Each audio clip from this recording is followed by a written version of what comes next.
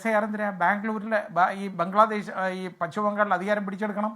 അതിനുവേണ്ടി മാത്രം കണ്ടുകൊണ്ടാണ്. അതായത് 67 ലക്ഷം പേരെയാണ് അവിടെ വോട്ടർ പട്ടികയിൽ നിന്ന് വെട്ടി നിരത്തിയത്. അവർ പൗരത്വം ഇല്ല എന്നുള്ള രീതിയിൽ.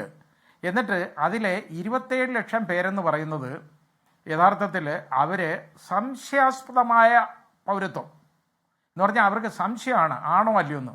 പക്ഷേ അവർക്ക് വോട്ടില്ല, അവർ വോട്ടേഴ്സ് ലിസ്റ്റിലില്ല. ഇതൊക്കെ കുഴപ്പം എന്താണെന്നറിയോ? ഈ വോട്ടേഴ്സ് ലിസ്റ്റിൽ ഇല്ലാത്തവർ അവരെ സംബന്ധിച്ചിടത്തോളം അവിടെ അവർക്ക് സർക്കാരിൻ്റെ ഒരു ഒരു ഒരു സർക്കാർ കൊടുക്കുന്ന യാതൊരു സഹായങ്ങളും അവർക്ക് കിട്ടത്തില്ല. റേഷൻ ഉൾപ്പെടെ അവർക്ക് റേഷൻ കാർഡില്ല. ഇനി അവരുടെ പേര് വെട്ടും. അത് റേഷൻ കാർഡൊന്നുമില്ല. അവർ ആ പാവങ്ങൾ എങ്ങോട്ട് പോകുന്നതെന്ന് ആലോചിച്ച് നോക്കിക്കോളൂ. എന്ത് കഷ്ടമാണ് ഇത്. വോട്ടേഴ്സ് ലിസ്റ്റിൽ പേരില്ലെങ്കിൽ അവർക്ക് ഈ സഹായങ്ങളൊന്നും കിട്ടുന്നില്ല. അവർ പൗരന്മാരല്ല. ഇനി പേരുണ്ടായാലോ? പേരുള്ളവനും പൗരനല്ല. ഇപ്പം നേരത്തെ നമ്മൾ പറഞ്ഞില്ലേ ഹൈക്കോടതി ജഡ്ജിയുടെ കാര്യം. അതുപോലെ തന്നെ ആസാമിലാണെങ്കിൽ ഇന്ത്യൻ പ്രസിഡൻ്റായിരുന്ന ആളിൻ്റെ സഹോദരൻ അദ്ദേഹം പൗരത്വ പട്ടികയിലില്ല, വെളിയിൽ പോയി. അതുവരെ നടന്നതാണ് നമ്മുടെ രാജ്യത്ത്. അപ്പോൾ ഇത് പറയുന്നതിൽ ഒരു കഴമ്പുള്ള കാര്യമല്ല. ഇതെന്തിനാണെന്ന് ചോദിച്ചു കഴിഞ്ഞാൽ നേരെ ഇനി എന്തെങ്കിലും ഒരു രേഖ വേണ്ടേ പൗരനാണെന്നുള്ളത്? ഉടനെ ആളുകളെല്ലാം ചോദിക്കും എന്താ രേഖ? ഞാൻ ഈ പറഞ്ഞതൊന്നും രേഖയല്ല. അത് രേഖയല്ലാതാവുമ്പോഴോ? അപ്പോൾ അതിനൊരു രേഖ വേണമല്ലോ. അതിനാണ് NRC, national register of citizen.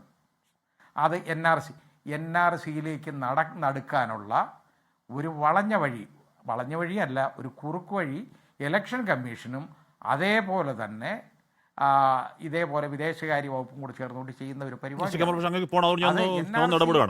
അത് കുറുക്ക് വഴിയാണെങ്കിൽ അതിൽ രാജ്യത്തെ താങ്കൾ പറയുന്ന സമുദായത്തിനും ഒരുപാട് മനുഷ്യന്മാർക്കും, താങ്കൾ പറയുന്ന സമുദായത്തിന് പുറത്തുള്ള പിന്നോക്കക്കാരെ ഒരുപാട് മനുഷ്യർ ഈ പറയുന്ന അടിയാധാരത്തിലുള്ള രേഖകൾ സംഘടിപ്പിക്കാൻ എത്ര പേർക്ക് കഴിയും സാർ? അവർക്ക് അത്രയും ആശങ്കമുണ്ടെങ്കിൽ അവർ ഓടിപ്പോകുന്ന എങ്ങോട്ടേക്കാണ്? നമ്മുടെ അവസാന ആശ്രയം കോടതിയിലേക്കാണ്. കോടതിയും ആ വിഷയം വേണ്ട പോലെ കേൾക്കുന്നില്ലെങ്കിൽ നമ്മൾ ഏത് വാതിലാ മുട്ടുക ശ്രീ കമാൽ പാഷ?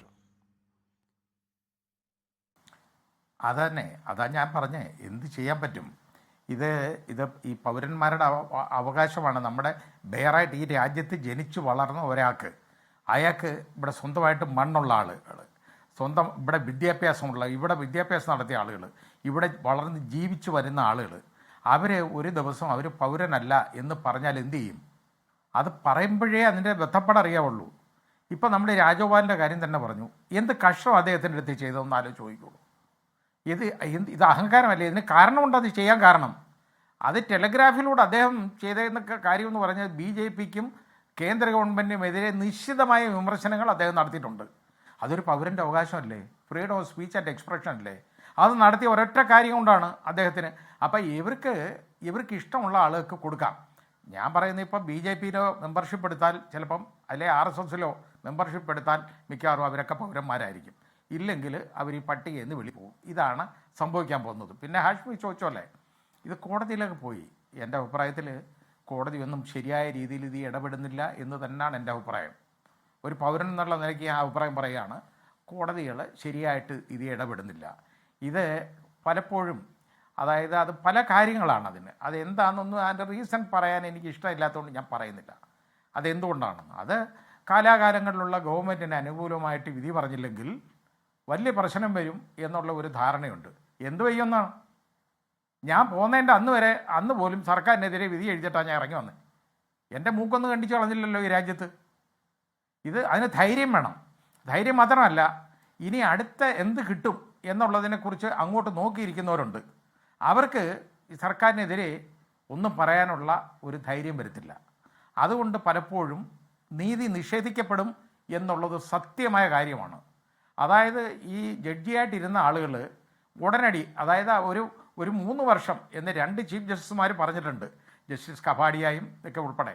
അവർ 3 വർഷം ഒരു കൂളിംഗ് പീരീഡ്, അവർക്ക് ഒരു അപ്പോയിൻമെൻറ്റും ഗവൺമെൻറ് അപ്പോയിൻമെൻറ്റ് കൊടുക്കരുത്, അത് സ്വീകരിക്കുകയും ചെയ്യരുത്. അത് തെറ്റാണ്. അങ്ങനെ കൊടുക്കാനിടയായാലുള്ള കുഴപ്പമെന്ന് പറയുന്നത് അവർ ഈ ഗവൺമെൻറ്റിനെതിരെ വിധി പറയാൻ അവർക്ക് ബുദ്ധിമുട്ട് വരും. അതാണ് പ്രശ്നം. അതുകൊണ്ടാണ് അങ്ങനെ പറഞ്ഞേക്കുന്നത്. ഞാനിത് ഒരുപാട് കണ്ടിട്ടുണ്ട്. എത്ര പേരെ അവോയ്ഡ് ചെയ്ത് അങ്ങോട്ട് വിടുന്നേ ഓരോ കേസ്, അതങ്ങ് അവോയ്ഡ് ചെയ്യും. കാരണം എന്താ? അവോയ്ഡ് ചെയ്തില്ലെന്നുണ്ടെങ്കിൽ ഇയാൾ അടുത്ത വർഷം റിട്ടയർ ചെയ്യാൻ പോവുക. റിട്ടയർ ചെയ്തിട്ട് ഇയാൾ നോക്കിയിരിക്കുക മറ്റിടത്ത് മരിക്കുന്നവരെ കിടക്കാനായിട്ട് ഓരോന്ന്. അതൊന്നും കിട്ടത്തില്ല. ഇങ്ങനെയൊക്കെയുള്ള കാര്യങ്ങൾ കൊണ്ടാണ് പൗരന്മാർക്ക് നീതി കിട്ടാത്തത്. പിന്നെ ഇത് എന്തൊരു ബദ്ധപ്പാടെന്ന് പറയുന്നത് മാത്രമൊന്നുമല്ല. പൗരത്വരേഖ എന്ന് പറയുന്നത് ഇവർ തീരുമാനിക്കും. You show me the man, I will show you the law. നിങ്ങൾ എനിക്ക് ആളുകളെ കാണിച്ചതാ, ഞാൻ പറഞ്ഞുതരാം നിയമം എന്താണെന്ന്. അതാണ് ഇവരുടെയൊക്കെ തീരുമാനം. ഈ രീതിയിലാണ് വരുന്നത്. ഈ ഇലക്ഷൻ കമ്മീഷൻ പോലുള്ള ആളുകളല്ലേ ഇവിടെ തീരുമാനിക്കുന്നത് ആരാണ് ഇന്ത്യൻ പൗരനെന്ന്. അയാൾ ഇന്ത്യൻ പൗരനാണോ എന്ന് അയാൾക്കൊന്നും പറയാൻ പറ്റുമോ? ഇവർ പറയുന്ന രേഖകൾ കൊണ്ട് എന്ത് രേഖ കൊടുത്താലും അവരെടുക്കത്തില്ല. എന്നിട്ട് പറയും അത് ഒന്നും കൊടുക്കത്തില്ല, ഒന്നും കിട്ടത്തുമില്ല, അവർക്ക് ഇഷ്ടമില്ലെങ്കിൽ അത് വെളിയിലാവും. ഞാൻ എന്ന് ഇതിൽ നിന്ന് പുറത്തു പോകുന്ന ഹാഷ്മി ഞാൻ ഭയന്നിരിക്കുക. പിന്നെ എനിക്ക് പേടിയൊന്നുമില്ല. കാരണം ഇനി പൗരനല്ലെന്നുണ്ടെങ്കിൽ ഞാൻ ഇതെല്ലാം കൂടെ എനിക്കുള്ളവരെ വിറ്റ് പറക്കിക്കൊണ്ട് ഞാൻ വേറെ വല്ലയിടത്തും പോകും. അത് തന്നെ ഞാൻ ഉദ്ദേശിക്കുന്നത്. അല്ലാതെ എന്ത് ചെയ്യാൻ പറ്റും ഈ രാജ്യത്ത്? അതാ കാര്യം. താങ്കൾ ആശങ്ക എന്ന് പറഞ്ഞാൽ ഇപ്പോൾ കൊൽക്കത്ത ഹൈക്കോടതി ജഡ്ജിക്ക് ആ അനുഭവം നേരിട്ടെങ്കിൽ അങ്ങേക്ക് അങ്ങ് ഇവിടുത്തെ പ്രധാനപ്പെട്ട ന്യായാധിപനായിരുന്നു എന്നത് അങ്ങേക്ക് അനുഭവം ഉണ്ടാവാതിരിക്കാനുള്ള ഒരു ഗ്യാരണ്ടി അല്ല. അത് ശരിയാണ്. പക്ഷേ അങ്ങനെ പോകാൻ പറ്റുമോ? എങ്ങോട്ട് പോകാൻ? അതെ, അത് തന്നെ. കാരണം ഞാൻ അത് ശരിയാ ഹാഷ്മി. ഞാൻ ഇവർക്കെതിരെ ഞാൻ ഈ അഴിമതിയും അക്രമവും കാണുമ്പോൾ ഞാൻ പ്രതികരിക്കാറുണ്ട്, ഞാൻ പറയാറുണ്ട്. ഞാൻ ഇതിനെ ഒരുപാട് പറയാറുണ്ട്. ഇത് മാത്രമല്ല, ഇതിനോടൊപ്പം മറ്റൊരു വാർത്ത വന്നേക്കുന്നത് വളരെ ആശങ്കപ്പെടുത്തുന്നതാണ്.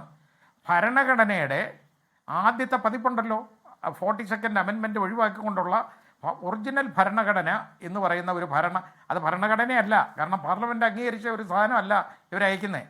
അത് PP പട്ടേൽ എന്ന് പറയുന്ന ആൾ, അയാൾ മറ്റേ ഈ സ്കൂൾ ഉണ്ടല്ലോ ആ സ്കൂളുകളുടെ പേര് ഞാൻ മറന്നുപോയി, കേന്ദ്രീയ വിദ്യാലയങ്ങൾ. ആ കേന്ദ്രീയ വിദ്യാലയത്തിൻ്റെയൊക്കെ ഡെപ്യൂട്ടി, അതെ അതിൻ്റെ സമിതിയുടെ ഡെപ്യൂട്ടി കമ്മീഷണറായിട്ടുള്ള ആളാണ് ഇയാൾ. ഇതെടുത്ത് 1290 കേന്ദ്രീയ വിദ്യാലയങ്ങൾക്ക് അയച്ചു കൊടുത്തേക്കാണ്. ഏതാണെന്നറിയോ? പഴയ ഭരണഘടന.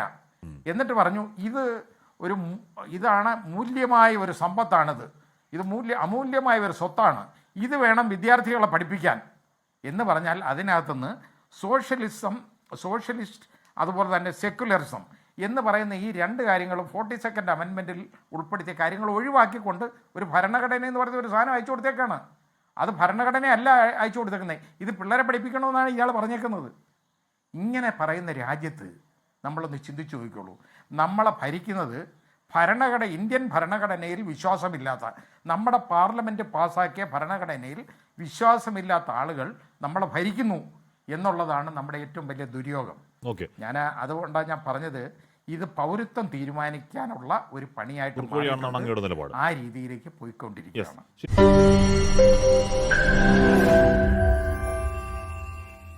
ലോകത്തെവിടെയായാലും ഏത് സമയത്തും 24 വാർത്തകളും ഓഗ്മെന്റഡ് റിയാലിറ്റി പാക്കേജുകളും എക്സ്പ്ലെയിനറുകളും വിശദമായി കാണാൻ ഞങ്ങളുടെ യൂട്യൂബ് ചാനൽ നിങ്ങൾക്ക് സബ്സ്ക്രൈബ് ചെയ്യാം.